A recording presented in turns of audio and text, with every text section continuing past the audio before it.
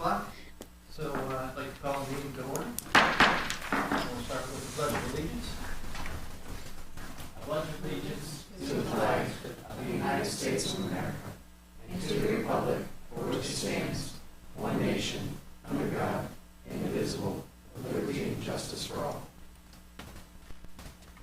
All right. Once again, I'd like to welcome everyone tonight.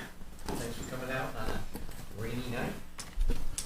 And the second thing on the agenda is public comments. This would be the period where the public has comments, and I'm going to limit the time to 5 minutes. And if you have any comments, go to the podium, state your name and address. Seeing none, I'll go ahead and close that part. Third part of the agenda is approval for Planning Commission minutes for May 1st meeting, 2023. Does everyone able to read that? Okay, good. Any changes, questions? Okay. I move to approve the minutes. Second. All right, all those in favor say aye. Aye. Any opposed? Okay. Moving right along to the action points. Last meeting we had public hearings on several issues, 3 to be exact, rezoning issues as well as conditional use permits. So tonight we have action to take under item number 4, agenda 4, A, B, C, D, and E. So let's go ahead and start with the first action item A, rezoning request. And I'm going to take these together, but we'll vote on these separate. Okay. So there were some questions or updates, and thank you very much. Yes. So the updates for the rezoning request 2023-03 is there's a new additional proffer that the applicant has proposed, and it prohibits certain I-1 uses at that parcel. And then the conditional use permit 2023-04, it includes an update to the site plan that shows additional evergreen screening along that southwestern property boundary adjacent to the 460 bypass off-ramp, kind of addressing some of the concerns that came up during the public hearing and through discussion. Thank you very much. All right, commissioners, I think that's the items that we were asking for some input on at our last meeting. So limited use as well as the evergreen section. Staff, anything to add? Not particularly. I will say that there was some just back and forth with the applicant, and they were very good to adjust things as we discussed the I-1 uses as well as the buffer yard. There was it was noted by staff that there were some trees that were in a utility easement, and that was brought to the attention of the applicant, and they shifted that over. So you'll see how it kind of jogs. There, thank you, Steve. It kind of jogs in closer to the building in that area, and that was done purposely in order to remove the evergreen trees, from the easement. And these are always things that can be pointed out during a site plan process, but it's always nice, when the applicant's willing to go ahead and make sure that it's right on the plan that we'll be following if this is approved. We had this mix of evergreen and deciduous that went down here, but after we talked to staff, that's that section of evergreen. Gotcha. And we also, just to touch on one more thing, if the chair doesn't mind, we did add these 3 additional staff recommended conditions into our conditions as well. So I believe there's 6 conditions for the CUP. I think it was the hours, the evergreen buffer. Right.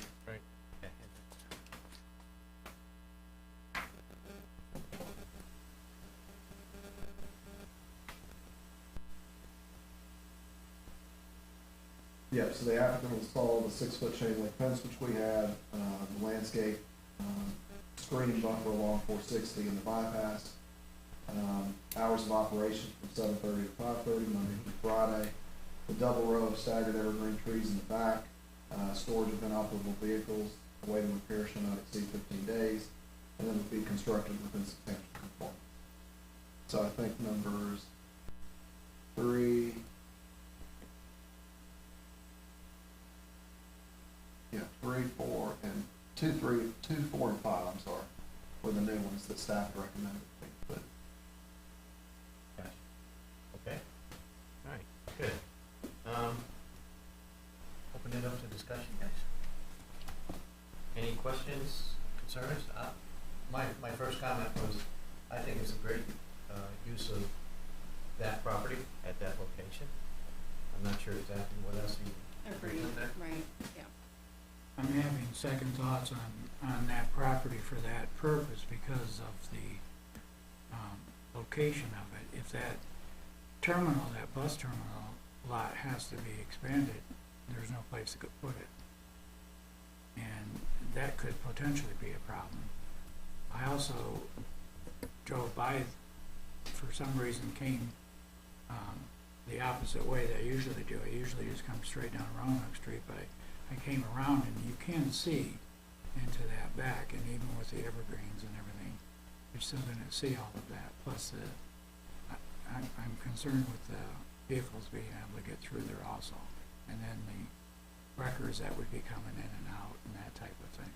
On that one road? Yeah. Or they share for the. Yeah, that they share. But the main concern is if we need to expand that, we don't have a way to do it. Do we know what the capacity of that parking ride is today? I do not offhand. Yeah, I've used it a couple times, and I've never seen it packed. I've never seen it more than half. I've probably used it once every week and a half to 2 weeks to go to Roanoke. And I don't know that I've ever seen it more than half. But at the same time, I guess my question would be if they were to do a bus terminal, Mr. Woody may not allow that on his property anyway, right?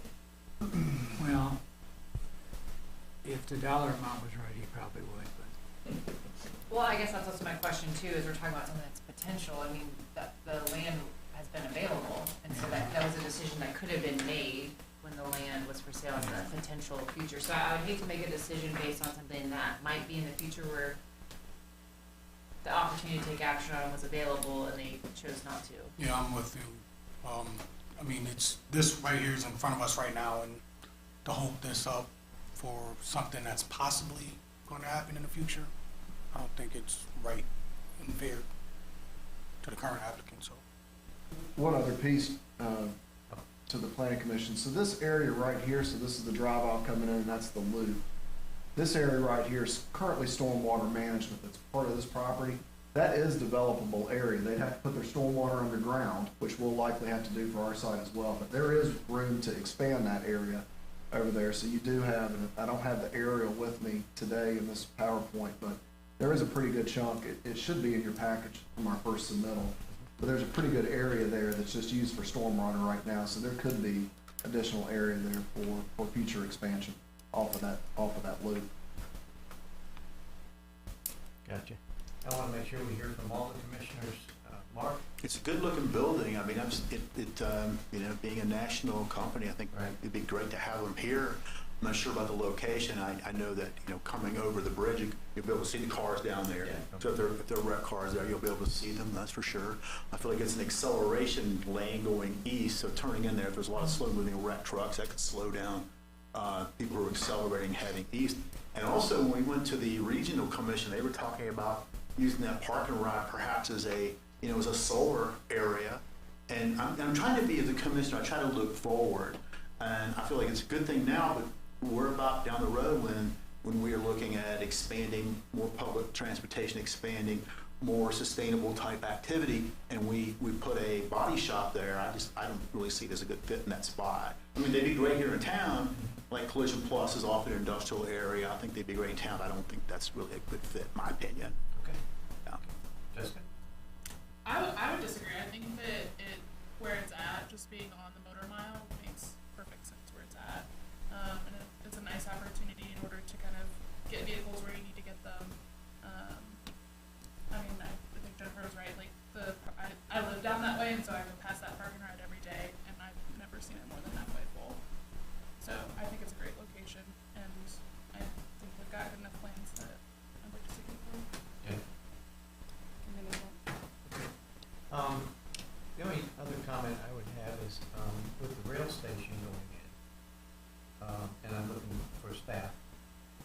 I know there's plans to put a station there. Is there also plans to put a bus terminal there? Because I know when we were looking at the station next to the aquatic center, the plans were to have a extended parking lot with a bus service that would be a one-stop shop. You get off the train, take a bus from there. I think part of any of the planning process for the rail station will incorporate multimodal transportation, including bus service. That's what I So, was thinking. so I think that it would accommodate, any number of buses from the two-town trolley to our blue and gold routes here in town, to the Radford Transit system that Yeah. runs through town. Whether it would include Smartway or the Virginia Breeze that goes between here and DC mostly. I'm not sure if that would make sense. But again, that's, this route today, or this lot today here is used for all of those purposes, except for Radford Transit, I believe. And the two-town trolley does not go this further south, but the Virginia Breeze, I believe, stops here as well as Right. the, as well as the Smartway bus to Roanoke.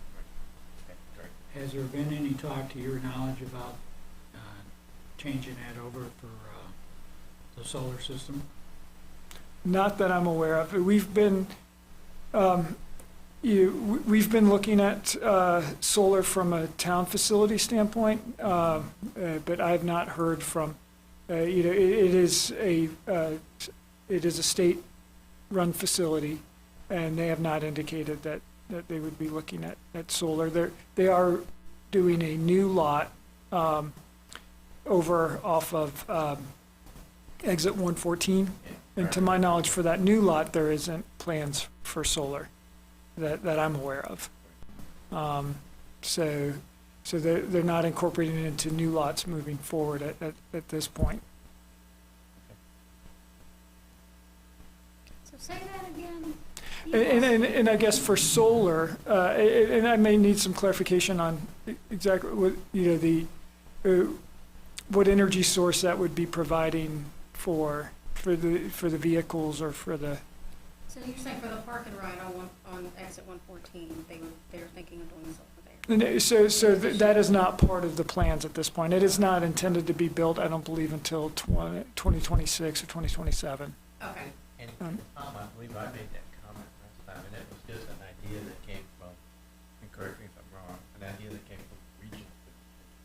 When we were talking about solar fields going, and most of those would be in the county, but yet taking up our agricultural land for that, the comment that came out of the session I was in, it'd be a great idea to have solar over a park and ride to give it cover, stuff like that. So I don't think the town is really looked into that unless I'm mistaken. I think that's just a comment that I had. Yeah, I'm stirring it up. Yeah. So, okay, what else? Do we feel like we can, to a point of making a motion and taking action on this tonight? I can. Okay. Do I have a motion? Do you want to do them separately? Yes, let's do it separately. So do I have a motion for the rezoning of the property by RWW 36 LLC? And I'm not gonna read through the whole thing, the parcels again, but you know what I'm talking about. So I could make a motion to move forward with the rezoning as noted in action item A. Okay. With Props. Thank you. And I second. All those in favor, say aye. Aye. Any opposed? No. Okay, I think two. All right, moving on to point B. This is in connection with the same property. This would be for the conditional use permit. This would include the items so noted as we reviewed them. Any discussion points here?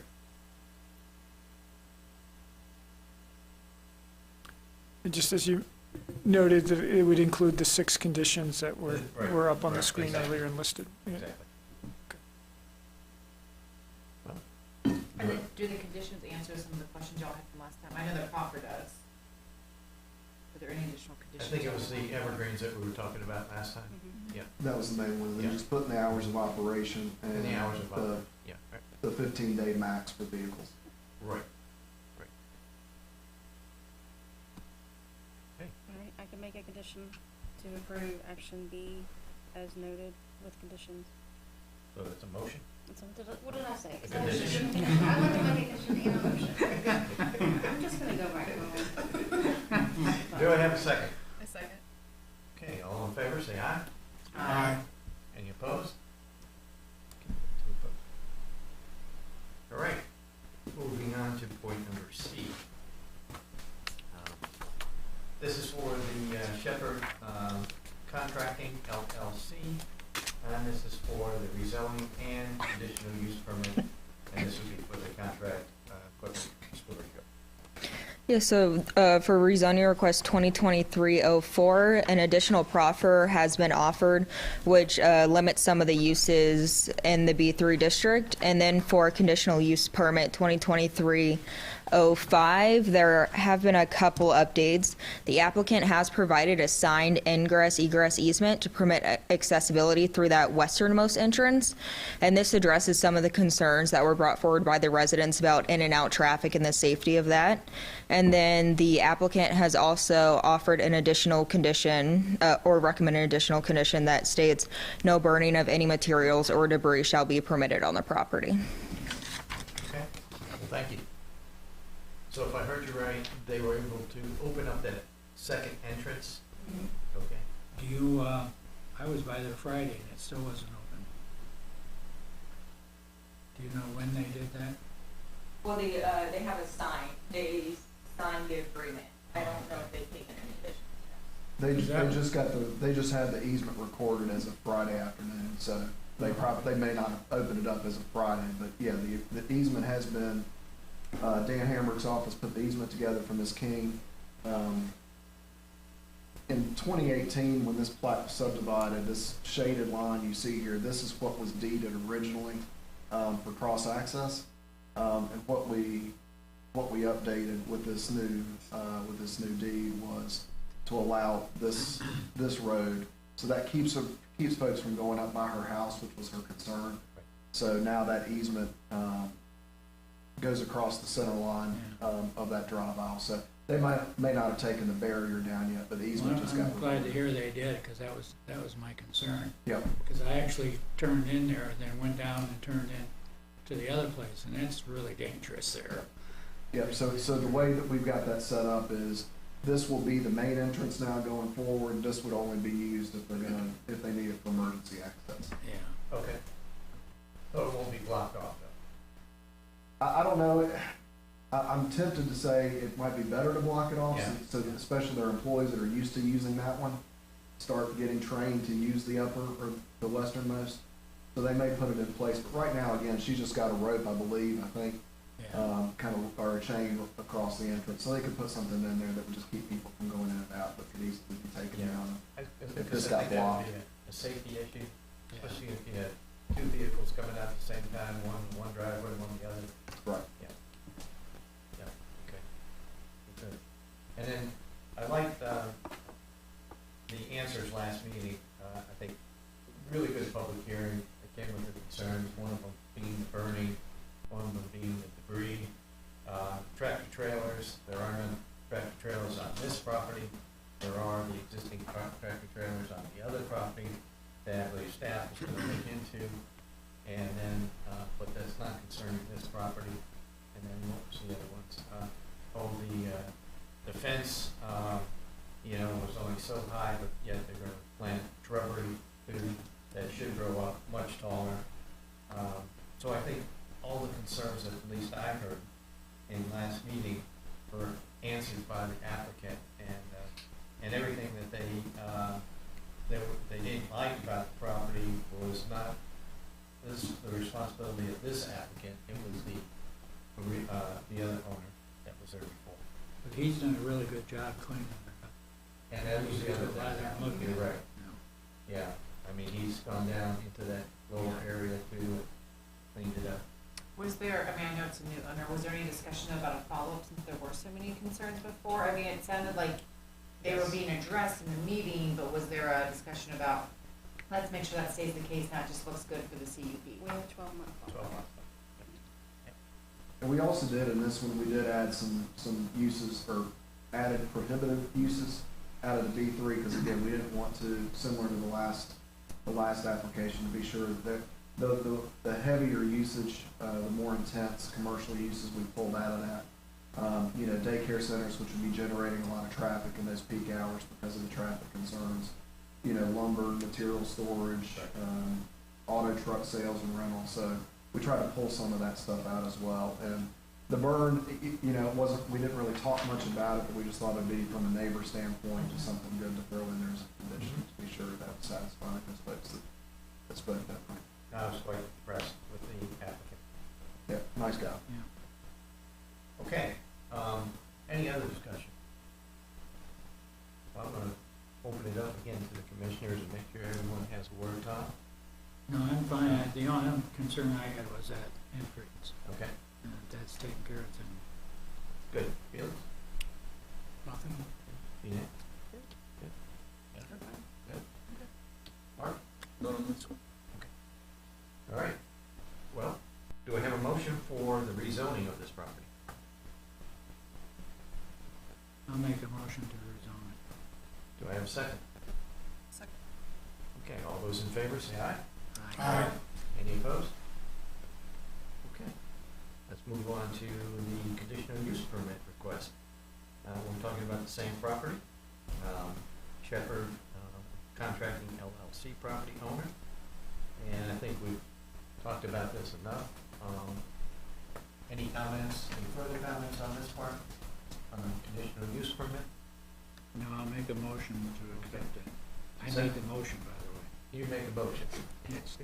Make a motion? Not a condition, a motion. Conditions in there. Okay. Do you have a second condition and a second? I'll second that motion. Okay, good. All right, all those in favor say aye. Aye. Any opposed? Okay. Moving right along tonight. All right, the item E has no rezoning associated with it, and it is just a conditional use permit. And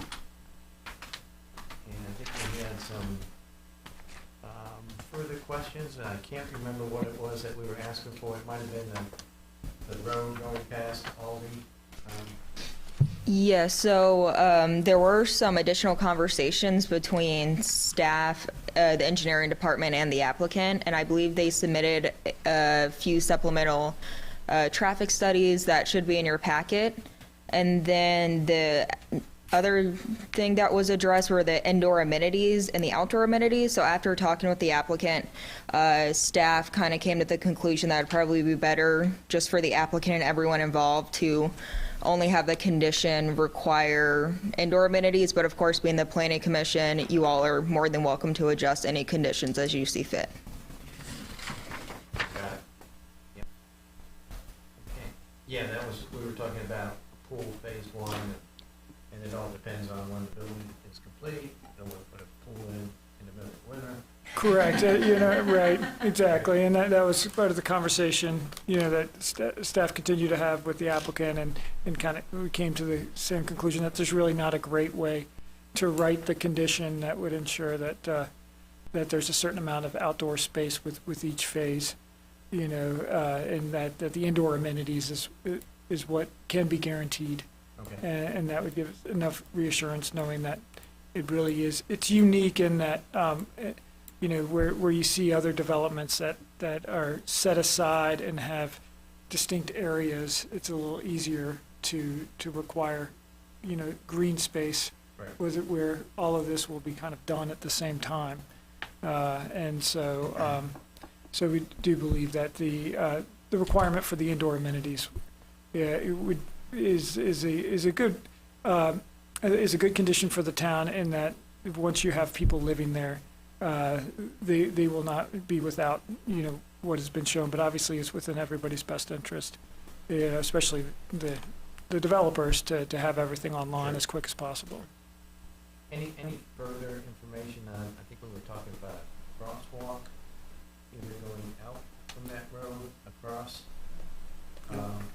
Right. or further down? Yeah, some additional information, there was additional traffic information that was provided by the applicant, and is basically, our engineering department looked at it and believed that at this time, that it would not make sense to put a crosswalk or a pedestrian actuated signal at Farmview and in North Franklin, given the timing, the timing that it would take, with the cycles there for the lights.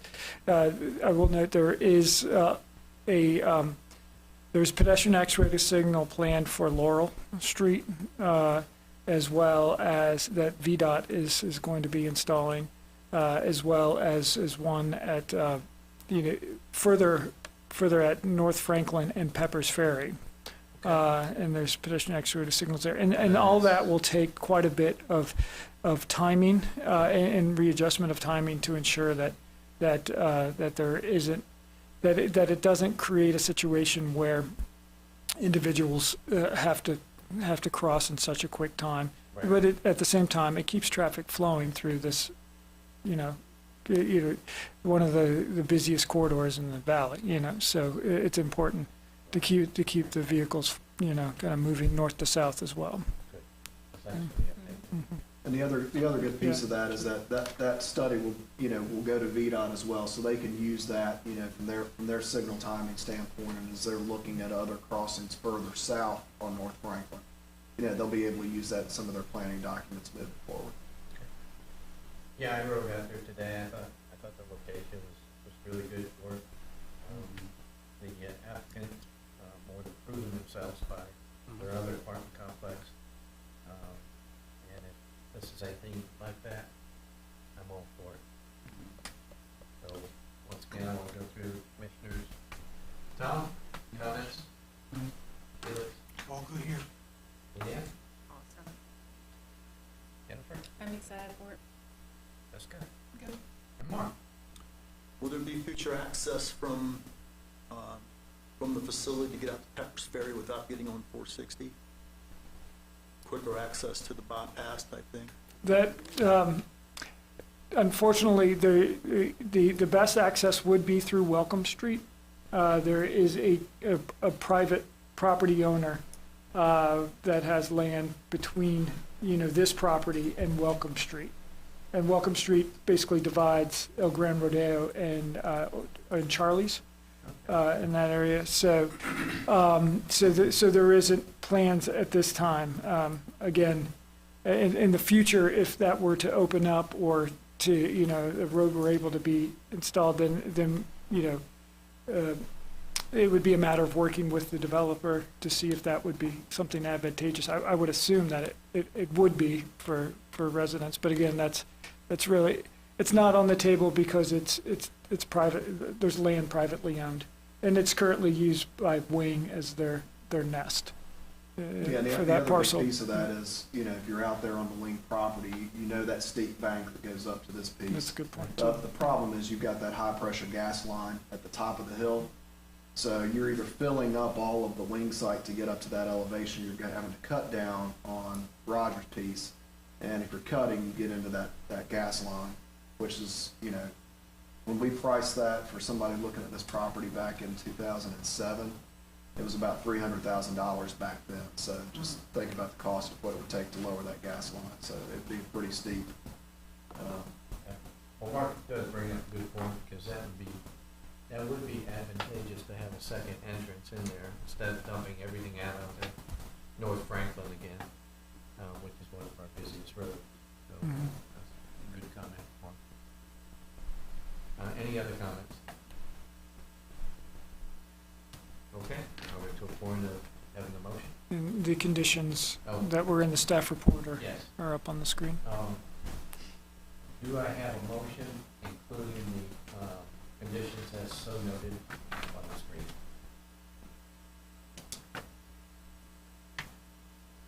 I'll make a motion with the conditions as noted in the agenda. Do I have a second? I can second. Okay. All those in favor? Say aye. Aye. All those opposed? Okay. Congratulations. Thank you all, appreciate your time. You had a busy couple of nights. I'm trying to get them all, I'm trying to save your summer vacation days, you know, trying to get all these done now, before everybody gets into summer. You should have seen them last meeting. Gosh, you can't even. Okay, moving on to other business. I'll let the staff, other business? I don't have anything to share this evening. Any other items? No, we're just busy and keep our nose to the grindstone. Yeah, that's just, Welcome back, Jean That- Ann. Introduce her to our new staff. Absolutely. Jean Ann, No can name you? tags over these things. Yes. So, yes, so at the computer is Caroline Smith. She's our planner too. She recently comes to us from the town of Pulaski. And then Daria Daria Ehrlich, and she's a planner one, and she comes to us from the building department. She was a code enforcement neighborhood enhancement specialist there. So she came over to the planning department about 3 months ago. And I've been out since like March, so. Very good. Yeah. Yeah. Well, nice to meet you. And you all know, and I hate to put you on the spot, Devin, but Devin Shields, who's our plan review coordinator in the engineering department, and she works very closely with our development. And I think it's nice when she's available, she comes here to the meetings to kind of keep in touch with everything that's going on and kind of helps everything kind of move smoothly through the development process. So. it's like a big swap because, let's see, was it Summer that went from the regional commission over to Pulaski? You came Pulaski over here. Everybody's just, and then Jude. Went to the county, yeah. There's a lot of trades, yeah. It's all in the New River Valley, so Right, we're yeah. good. I still have them right here. I have been asked by a number I of know, yeah, I do. It's a boomerang, this type of effect, isn't it? Yeah. I've been asked by a number of people when the park is going to open, and I've told them we changed our mind, it's not going to be a park anymore. I can answer that definitively. It still is a park, and we are hoping for June. We are waiting still on an electrical panel, which has been kind of the biggest supply chain issue that we've been facing, and so we are really hoping to get it open at least for a soft opening, a ribbon cutting in June, and then probably having a grand opening in August. But stay tuned. We'll be getting out more details soon on that. Was it that, I can tell them soft opening in June roughly, or? Yeah, yes, absolutely. I mean, we're ready. I know the community is ready. It's just a matter that that the things are done, that we can take over the park from the contractor, and our staff is ready to go, because there'll be quite a demand there for the fields. The splash pad is going to be extremely popular, especially opening in June, and then the playground and the exercise equipment and everything. It's just going to be. We're really excited to showcase it to the community and for them to enjoy it. Well, the good news is most of the people that have asked me that question live in that area right by. Okay. So they're really looking forward to having it. Yeah. The only thing I have is, I communicated with Randy and Andrew just a little bit, and there's something that they were putting together, and I'd like to pursue it a little bit further. It's Town of Christiansburg approved planned housing development comparisons. Mm-hmm. And it's nothing more than really a spreadsheet on the planned housing developments that have been approved over the last few years. And it talks about several categories as to, first, of course, the approval date, the maximum density, the minimum square footage, and all the information that we like to get before we take a vote on CUP. So I'm going to work with Andrew and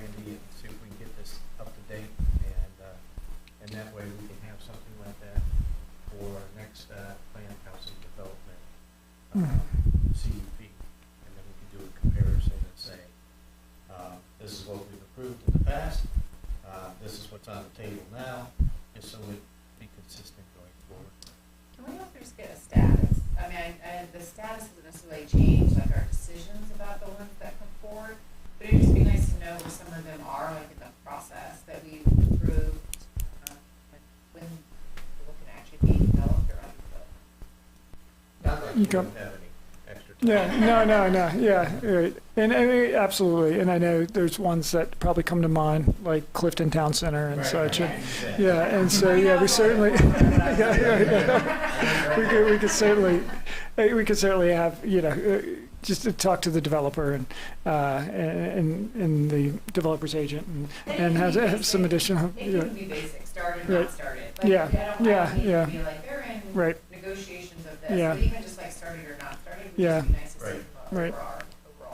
Yeah, and I think with the staff reports, you are, it's not a tracking device like a spreadsheet, but you are getting those nuggets of, okay, well, how is this different than the code for the most part?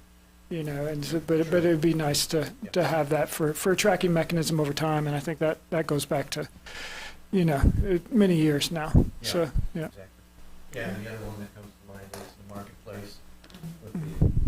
the hotels and the other senior living. The senior living's coming along, isn't it? Didn't they knock down that part of the building? So what you're seeing happening out there right now is the development of Academy Sports, which is a standalone retail development. It's an anchored retail center out there, and so the assisted living would be basically between the Earth Fair and Academy Sports, and then there is a hotel. Yeah. What is happening Okay, so it is a Steve show. right next to the Blue Ridge Church over there, where they're clearing all that land? So there are not development plans submitted for those at this time. It is basically a grading plan. Okay, that's Yeah, Devin could probably give us this update. Okay, any other business? What's on our agenda for the next? Oh. We do anticipate 2 conditional use permits that will be scheduled for June 20th for So the next meeting, like, Planning Commission. Yes. Okay, with that, And if I could real quick, so June 20th, just to kind of keep it in your mind, is actually not a Monday, it's a Tuesday, because Juneteenth is Monday. So it's a holiday, and we will be closed on that Monday. So we'll go, like any holiday, we'll go to that Tuesday. yeah, okay. And then the next meeting is on July 3rd, which, again, is right before July 4th. And the governor has not declared that a state holiday. If he were to do that, then we would probably meet on July 5th. But again, we are currently planning to meet on July 3rd. Are there things currently on the docket for July 3rd, other than things that pending for June 20th? There are currently, there's nothing being planned for July 3rd, just any follow-up action needed for June 20th. We will have a comprehensive plan subcommittee meeting, but that wouldn't be till the second. I believe that wouldn't be to the second meeting in July. Or would that be the? Yeah. So they would typically, yes, they would typically do that the first meeting, July. So we may, we could, maybe at the 20th we can finalize the time for that. I'm in town, but, yeah. Okay. And Carolyn had sent out an email, and just wanted to remind, when was the deadline? I sent you out a reminder, like another week, just so. And this was to prioritize what you would like to see the focus groups for the comprehensive plan. Right. Yeah. And getting the responses back early will let me talk to the regional commission and see kind of their feelings, suggestions we have. That's good. With that, adjourn the meeting. All right. right, she's back. Back.